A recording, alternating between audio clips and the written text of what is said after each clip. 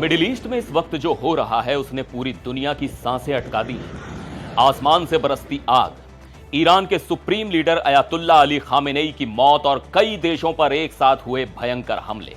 ऐसा लग रहा है मानो हम एक बड़े और विनाशकारी युद्ध के मुहाने पर खड़े हैं। लेकिन इस पूरी तबाही के पीछे एक ऐसा राज छिपा है जो अब जाकर दुनिया के सामने आया है। एक ऐसा खेल जो बंद कमरों में खेला गया, जहां दुनिया को दिखाने के लिए शांति की बातें हुई, लेकिन पर्दे के पीछे से हमले की बिसात बिछाई गई। तो आखिर किसने भड़काई ये आग? नमस्कार, मैं हूं सिद्धार्थ प्रकाश। अमेरिका और इजराइल ने मिलकर ईरान पर जो भीषण हमला किया है, उसके तार सीधे तौर पर सऊदी अरब से जुड़ रहे हैं। वॉशिंगटन पोस्ट की एक हैरान करने वाली रिपोर्ट सामने आई है। इस रिपोर्ट के मुताबिक सऊदी के क्राउन प्रिंस मोहम्मद बिन सलमान ने पिछले महीने अमेरिकी राष्ट्रपति डोनाल्ड ट्रंप को कई सीक्रेट फोन कॉल्स किए थे। इन कॉल्स में उन्होंने ट्रंप पर ईरान पर हमला करने का भारी दबाव डाला। और हैरानी की बात यह है कि पब्लिक में सऊदी अरब लगातार कूटनीति और शांति की वकालत कर रहा था। जनवरी में ही क्राउन प्रिंस ने दुनिया के सामने दावा किया था कि वो ईरान पर हमले के लिए अपने देश के हवाई क्षेत्र या जमीन का इस्तेमाल बिल्कुल नहीं होने देंगे।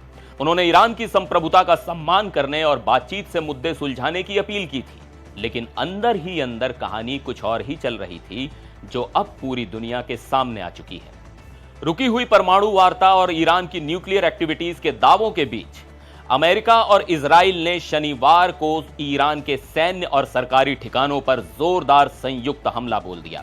इस हमले में ईरान की जड़ें हिल गईं, क्योंकि इसमें ईरान के supreme leader Ayatollah Ali Khamenei की मौत हो गई। 86 साल के खामेनेई की मौत की खबर ने पूरे मिडिल ईस्ट की राजनीति में भूचाल ला दिया है। डोनाल्ड ट्रंप ने इसे ईरानियों के लिए अपना देश वापस लेने का सबसे बड़ा मौका बताया है। ट्रंप ने साफ कर दिया है कि यह भारी बमबारी पूरे हफ्ते या जब तक जरूरी होगी तब तक जारी रहेगी। 8 महीने के भीतर ट्रंप प्रशासन का ईरान पर यह दूसरा बड़ा प्रहार है। खामेनेई की मौत से बौखलाए ईरान ने भी अपनी मिसाइलों का मुंह खोल दिया है। ईरान ने यूएई के अबू धाबी और दुबई, कतर के दोहा और सऊदी अरब के रियाद को निशाना बनाते हुए भयानक जवाबी हमले किए हैं।